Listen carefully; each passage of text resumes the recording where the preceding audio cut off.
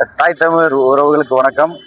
இன்று ஆரியப்பட்டியில் நம்ம நாம் தமிழ் சார்பா பரப்புரை மேற்கொண்ட முனைவர் சத்யாதேவி ஆதரித்து 50 ஆண்டு கால ஆட்சி, திராவிட ஆட்சி.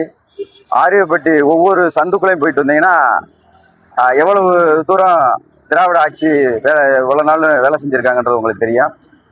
இன்று பரப்புரைக்கு வந்த தொடர்ச்சியாக களப்பணியில் கலந்து கொள்கிற திருப்பரங்குன்றம் தொகுதி உறவுகளுக்கு அனைவருக்கும் நன்றி. தாய் தமிழ் உறவுகளுக்கும் இனப்பற்றாளர்களுக்கும் அகவணக்கம் செலுத்துவோம்.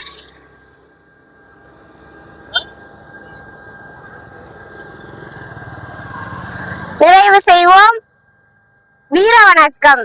எம் மொழி காக்க இனம் காக்க, மொழி காக்க இனம் காக்க, மண் காக்க மானம் காக்க, மண் காக்க மானம் காக்க, இன்னுயிர் ஈந்த மா வீரர்கள் அனைவருக்கும் வீர வணக்கம், வீர வணக்கம், வீர வணக்கம், வீர வணக்கம், வீர வணக்கம், வீர வணக்கம், வீர வணக்கம், வீர வணக்கம். உறுதிமொழி.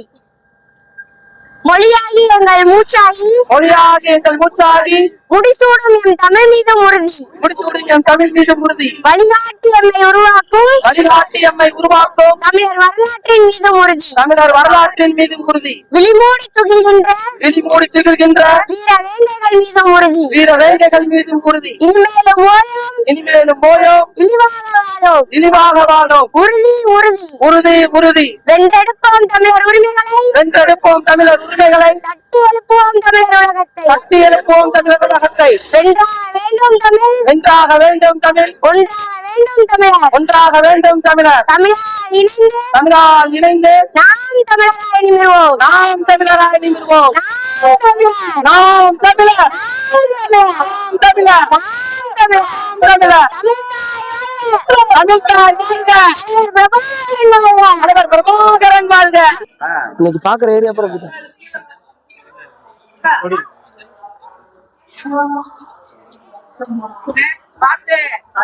நம்ம ஊர் மாதிரி எல்லாம் கிடையாது. அதனால ஒரு முறை நீங்க வாய்ப்பு கொடுத்து சரிங்களா, தொடர்ந்து இந்த பிள்ளைகள் யாரு கூடயும் கூட்டணி இல்லாம களத்துல தனியா நிக்கிறோம். 15 வருஷமா தோத்துட்டு இருக்கோம். ஆனா யாரு கூடயும் கூட்டணி போல. இன்னைக்கு வாக்கு அங்கீகரிக்கப்பட்ட தமிழ்நாட்டிலேயே 3வது பெரிய கட்சி.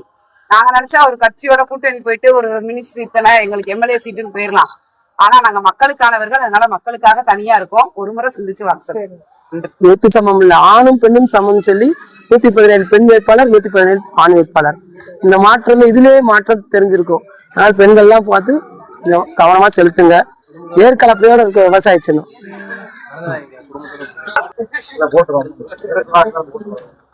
பார்த்த மாதிரி இருக்கு. அதான் கேட்டேன்.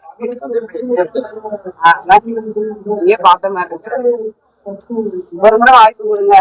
நீங்க உங்க கட்சியில இன்னும் எத்தனையோ வருஷம் உழைச்சாலும் கடைசியில காசு யாரு கொடுக்குறாங்களோ அவங்க சீட்டை கொடுத்துட்டு போயிடுவாங்க. சரிங்களா? ஒரு முறை எளிய பிள்ளைகளுக்கு உங்களை மாதிரி ஒரு சாதாரண வீட்டுல இருந்து வந்திருக்கேன். படிப்பு ஒண்ணு மட்டும்தான் எங்களுக்கான அங்கீகாரம். படிப்புக்காக தான் கொடுத்துருக்காங்க. எங்க வீட்டுல அரசியல் பின்புலமோ பொருளாதார பின்புலமோ கிடையாது. தொடர்ந்து மக்களுக்காக நேர்மையா உழைக்கணும். உங்களுக்காக எல்லாருனாலும் உங்க வருங்கால தலைமுறையாவது ஒரு நல்ல அரசியல்வாதிகளை சந்திக்க ஒரு வாய்ப்பு. ஏதாவது ஒண்ணு அடிக்காம இருந்தா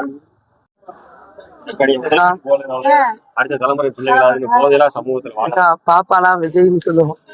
ஆனா நல்லவங்க யாருன்னு பார்த்து வாக்கு செலுத்துங்க. நேர்மையானவங்க யாருன்னு பார்த்து வாக்கு செலுத்துங்க. டெய்லி சாப்பாடு சாப்பிட்றோம். அந்த சாப்பாடு சாப்பிட்றது யாரு கொடுக்குறா? விவசாயி தான். அந்த விவசாயிக்காக நாங்க 15 வருஷமா கத்திக்கிட்டு இருக்கோம். விவசாயம் நாங்க நஞ்சில்லாத உணவை சாப்பிடணும், மக்களுக்கு பூரா நஞ்சில்லாத உணவு கொடுக்கணும்னு நினைக்கிறோம். அப்ப புதுசா வந்தவங்க, ஏற்கனவே ஆண்டவங்க எல்லாம் என்ன செஞ்சாங்க? கேள்விக்குறியாத்தான் இருக்குது. அதனால இந்த தடவை விவசாய சின்னத்துக்கு, ஏற்கலப்பையோட இருக்க விவசாய சின்னத்துக்கு வாக்கு செலுத்துங்க.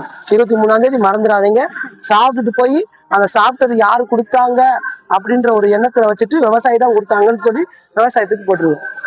வரேன் பாப்பா. அல்ல ஏன் பாப்பா தானே.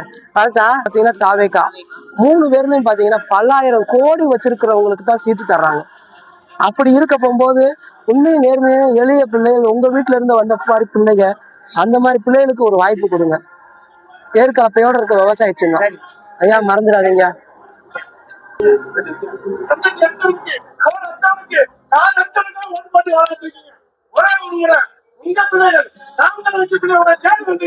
தயவு செஞ்சு ஒரே ஓட்டு போட்டு எல்லாரும் அந்த எங்க அக்கா சத்யா ஜெயிக்க வச்சு நல்லா இருக்கும். நான் தமிழன். அக்கா, மறந்துடாதீங்க, ஒரு தடவை வாய்ப்பு கொடுங்க. உங்களை பார்த்தா நேர்மையானவங்க மாதிரி தெரியுது. நேர்மையானவங்களுக்கு வாக்கு செலுத்துங்க. குடிக்க வச்சிருக்கு. அந்த நிலைமை மாத்தணும். அதுக்காண்டி மாத்திருக்கு. உங்க அடுத்த போக அடுத்த தலைமுறை நினைச்சிட்டு போவாங்க. வீட்டுல படிச்சவங்க இருக்காங்களோ இல்லையோ, குடிச்சவங்க இருக்கிறாங்க. அதுக்கான காரணம் யாருன்னு கேட்டீங்கன்னா நம்ம தான். ஏன்னா தப்பானவங்களை நம்ம தேர்ந்தெடுத்துட்டோம். தப்பானவங்க அவங்கதான் ஆலையே நடத்துறாங்க. சரக்கு உற்பத்தி ஆலையே அந்த 2 கட்சியும் தான் நடத்துது. அப்ப அவங்க எப்படி ஒழிப்பாங்க? அவங்க வருமான லாபம் பார்த்துட்டாங்க, எப்படி ஒழிப்பாங்க? அதெல்லாம் மாத்தணும்னா லாஸ்ட் வாய்ப்பு உங்களுக்கு வர 23ஆம் தேதி இருக்குது. 23ஆம் தேதி சாப்பிட்டுட்டு போய் சாப்பாடை யாரு கொடுத்தாங்க? விவசாயி தான் கொடுத்தாங்க அப்படின்னு ஞாபகத்துல வச்சுக்கிட்டு விவசாயிக்கு வாக்கு செலுத்துங்க. உண்மையிலே நஞ்சில்லாத உணவை நம்ம கொடுப்போம் நாம் தமிழர்ல. அப்பா என்ன சின்னம்? ஏற்கலப்பையோட இருக்க விவசாய சின்னம். ஏக்கா என்ன சின்னக்கா ஒளிஞ்சிருக்கீங்க? ஏற்கலப்பை விவசாய சின்னம் சொல்லியிருக்காரு. அது மாதிரி நீங்க எந்த கட்சியா இருந்தாலும் நேர்மையானவங்க யாருன்னு பார்த்து இந்த தடவை வாய்ப்பு கொடுங்க. அவருக்கு அந்த பொண்ணு யாரு? அந்த காளியம்மா. ஆமா ஆமா ஒரு ஸ்பீச் ஆமா கேட்டு வந்து எனக்கு சாதிக்க போறோம். கோடிக்கு வந்தாலும் சீட்டே தருவான். இப்ப நீங்களே அதிமுக இருக்கீங்கன்னா காசுக்கு இல்லாம சீட்டு தந்துருவாங்களா? அதனால ஒரு தடவை வாய்ப்பு கொடுங்க. ஒரு தடவை வாய்ப்பு கொடுங்கண்ணே. அரசியல் என்பது எல்லாத்துக்குமான அரசியல் தானே வேணும். பணக்காரவங்களுக்கு அரசியல் கோடி கோடியா இருந்தா தான் மத்த கட்சியெல்லாம் சீட்டு தருவாங்க. உங்க வீட்டு பிள்ளைங்க அரசியலுக்கு வரணும்னு நினைச்சீங்கன்னா மத்த கட்சியில நீங்க பயணிச்சீங்கன்னா வார்டு கவுன்சிலரா கூட ஆக முடியாது. ஏன்னு கேட்டீங்கன்னா அவங்களாம் கோடி ரூபாய் இருந்தா தான் வாய்ப்பே கொடுப்பாங்க. நீங்க என்ன சொல்லுவீங்க? நாங்களாம் பரம்பரை ரெட்டலை, பரம்பரை உதயசூரியன்னு சொல்லுவாங்க. ஆனா அந்த கட்சியை வழி நடத்துறவங்க ஓபிஎஸ் 3 தடவை முதலமைச்சரா இருந்தாரு. இப்ப அவர் எங்க இருக்கிறாரு? டிஎம்கே. அண்ணன் தெரியுமா? அவர் எஸ்ஆர் கோபி இருக்காருல்ல, அவர் வந்து திமுக வெறியரு. திமுக பத்தி தவறா பேசுனா யாரையும் கொலை கூட பண்ணிடுவாரு, அடிச்சு போடுவாரு. எஸ்ஆர் கோபி அண்ணே. அப்படி இருக்கிற அவரே அதிமுகவுக்கு போயிட்டாரு. அப்ப நம்ம வந்துகிட்டு நாங்க தான் ரெட்டலை, நாங்க தான் உதயசூரியன் பிடிச்சுக்கிட்டு இருந்தீங்கன்னா உங்க பிள்ளை குட்டியோட எதிர்காலம் கேள்விக்குள்ளாயிரும். நேர்மையானவங்க யாரு, நல்லவங்க யாரு, எந்த கட்சி நல்ல கட்சி அப்படின்னு சொல்லி சிந்திச்சு வாக்கு செலுத்துங்க. ஏற்கலப்பையோட இருக்க விவசாய. ஏன்னா உங்க பிள்ளை குட்டிகளுக்காக பேசுறேன். நீங்க இன்னமும் புடிச்சுக்கிட்டு நாங்களாம் ரெட்டலை தான், நாங்க உதயசூரியன் தான் நினைக்க கூடாது. யார் நல்லவங்கன்னு நினைக்கணும். எந்த கட்சி நேர்மையான கட்சின்னு சொல்லி சிந்திச்சு வாக்கு செலுத்துங்க. ஆனா எந்தானே எல்லாத்துக்கும் ஏற்கனவே அதிமுகல ராஜன் செல்லப்பா தான் இருந்தாரு. இது மறுபடியும் கொடுத்துருக்காங்க அவருக்கு தான். ஏற்கனவே என்ன பண்ணிருக்காரு? எல்லா பக்கமும் சாக்கடையாவே தான் இருக்கு, ரோடு குண்டும் குழியுமா தான் இருக்கு, எல்லாமே அப்படித்தான் இருக்குது. அப்ப மறுபடியும் அவருக்கே சீட்டு கொடுத்துருக்காங்கன்னா மக்கள் பூராமே காசு கொடுத்தா ஓட்டு போடுவாங்கன்ற ஒரு எண்ணத்துல தான் கொடுத்துருக்காங்க. அதெல்லாம் உடச்செறியணும்னா நாம் தமிழர் கட்சிக்கு வாக்கு செலுத்துங்க. ஏற்கலப்பையோட இருக்க விவசாய சின்னம். சரி.